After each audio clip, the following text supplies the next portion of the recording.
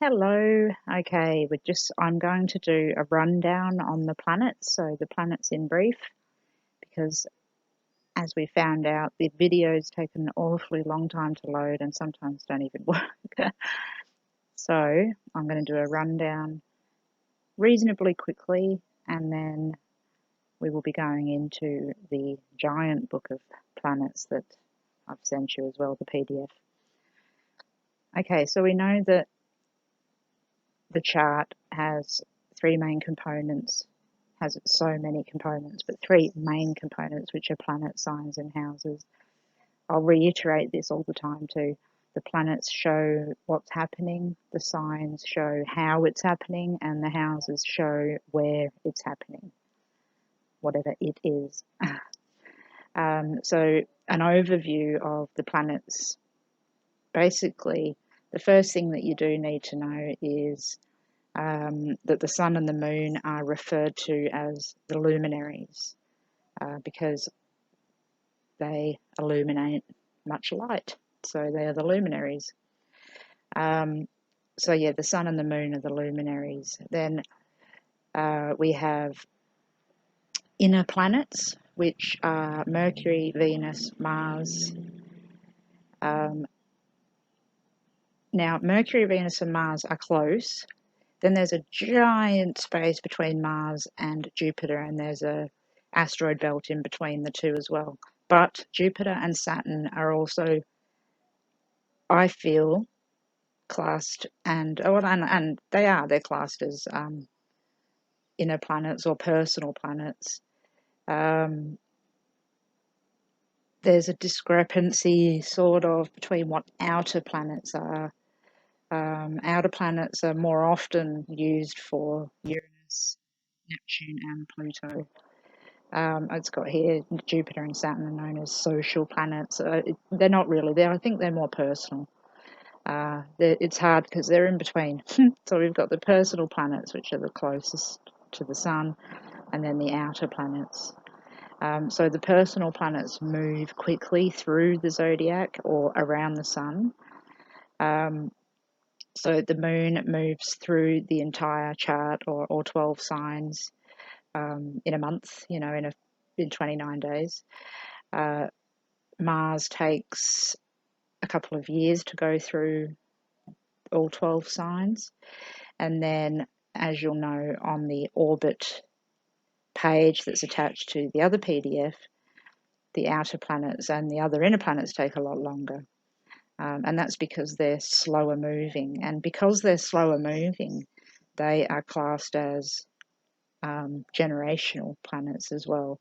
It takes such a long time for them to change signs that whole generations of people are born during that time. Okay, so a planet's expression is determined by its sign and house placement. So, in other words, everyone has Mercury. We all possess the part of the psyche that Mercury symbolizes, but not everybody has Mercury in this example, in Taurus in the 4th house, or Mercury in Gemini in the 9th house. So once we understand each planet, and it takes a long time, it doesn't sink in all at once, it takes a few years really to really acknowledge each planet. I keep reading about it year after year. So yeah, we can discover, once we learn the planets, you then learn how the planets express themselves through the signs, and then in what area of life they're most likely to express themselves and manifest, which house it's in. So this is the cycle of the planets, the houses, and the signs. Okay, so this is very brief, and I've just got that, keep in mind, it's really generalized. It really is. There's so many different layers of meanings. As you'll know, we can start to put mythology into it. We can use Greek astrology. We can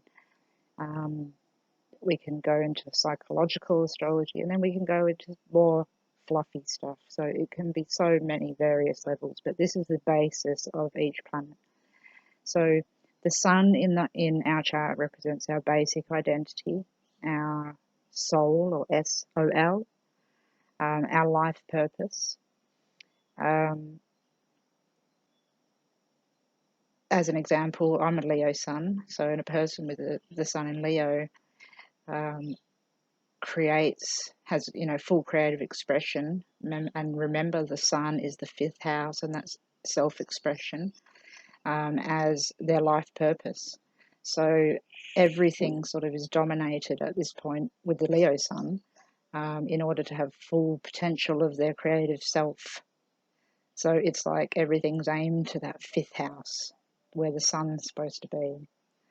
But then obviously we need to look at other aspects and placements and relationships to the houses as to how that sun expresses itself in all different manners.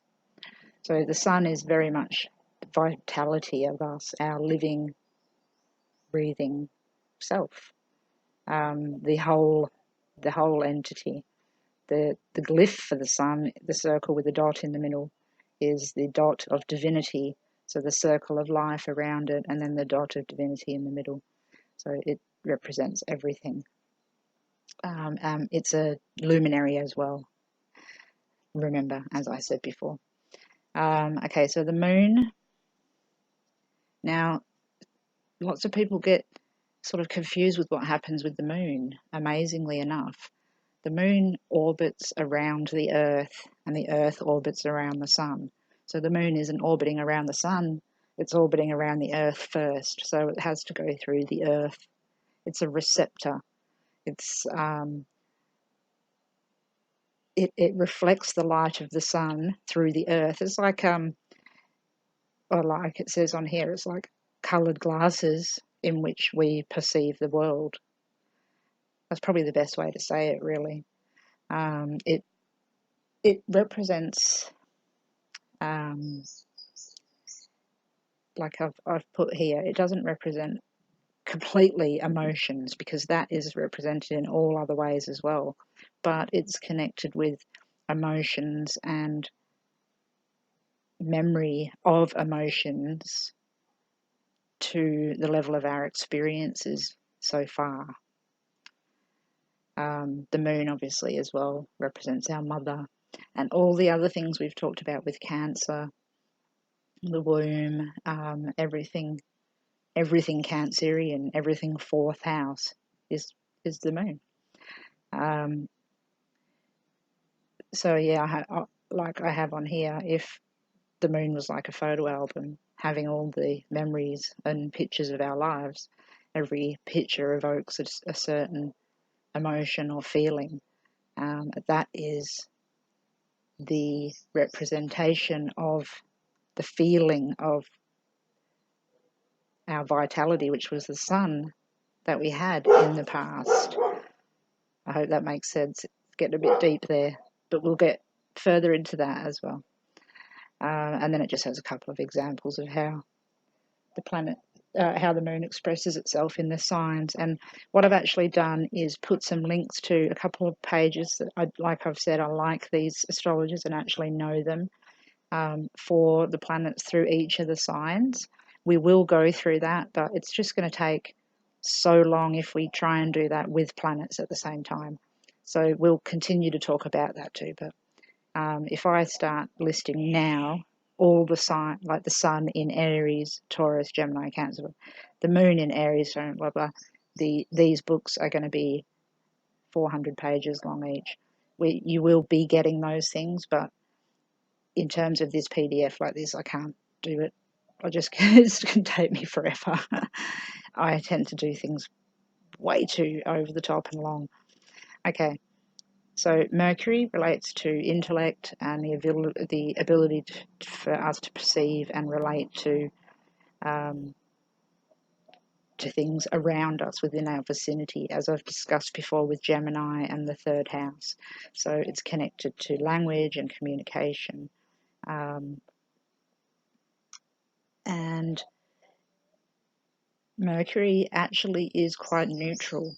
It acts as a bridge, or the space between us and other people in terms of our mind. Okay, not just that whole space, but in terms of the intellect and the ability of ourselves to, for ourselves to perceive the intellectual, logical things around us. Okay, so Venus is, as you know, it's the planet of love, the planet of all things beautiful, possessions, values, anything desirable and comfortable.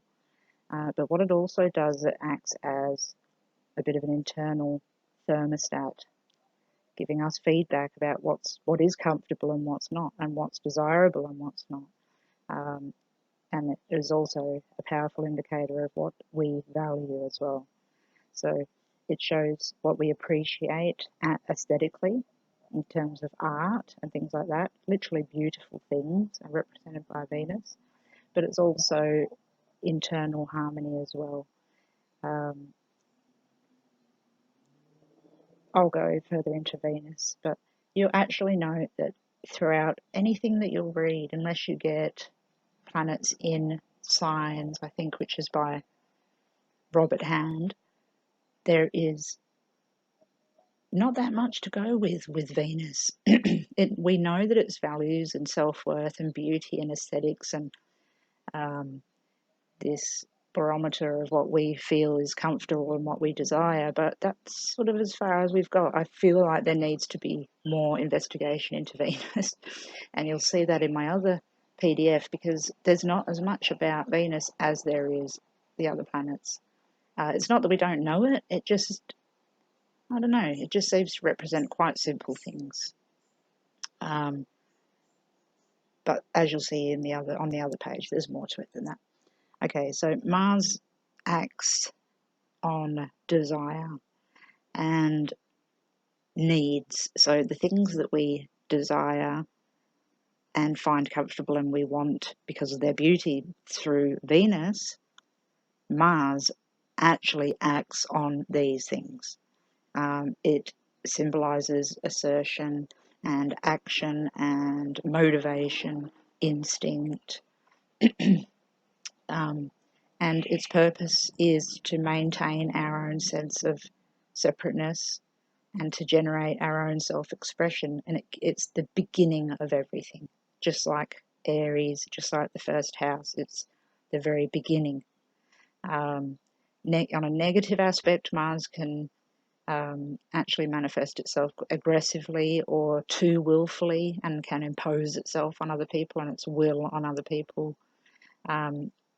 I think I've said to you before, Mars in fire signs, Aries and Leo especially, can be very feisty, very impulsive and defiant, and can be aggressive.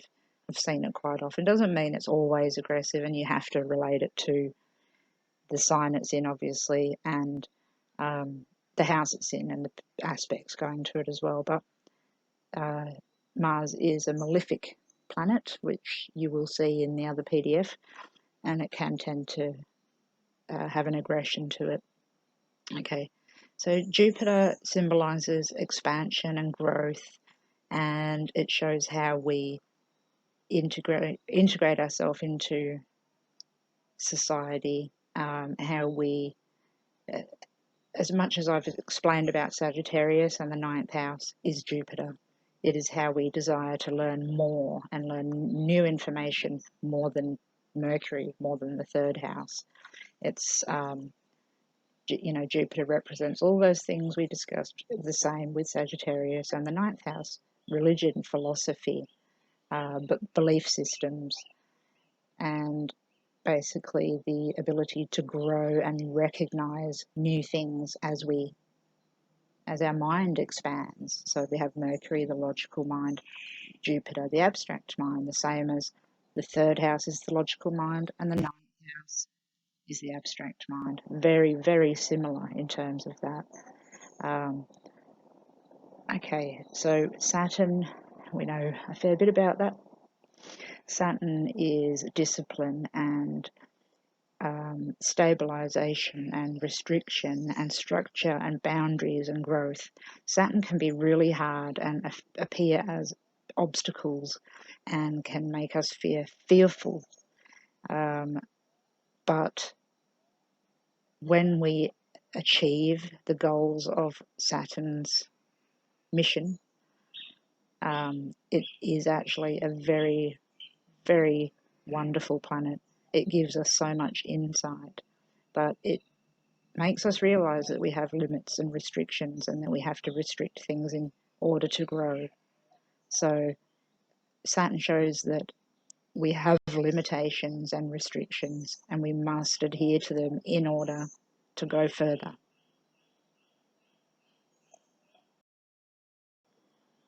Okay, Uranus, like Aquarius and like the 11th house, is unexpected things,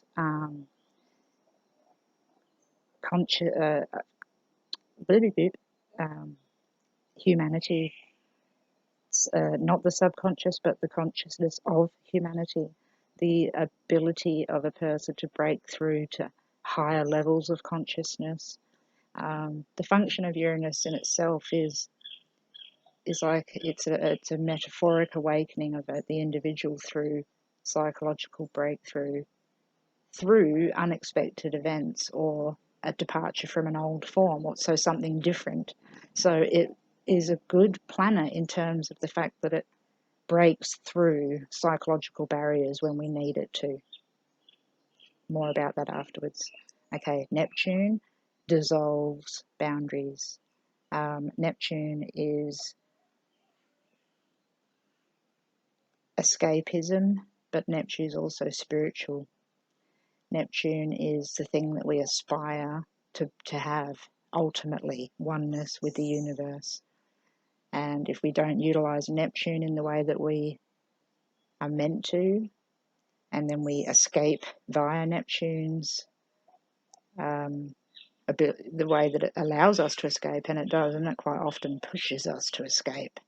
Don't worry about it. You can escape by having a drink or doing drugs, and that's very easy to do if Neptune is placed in your chart in a position that is slightly detrimental in any way.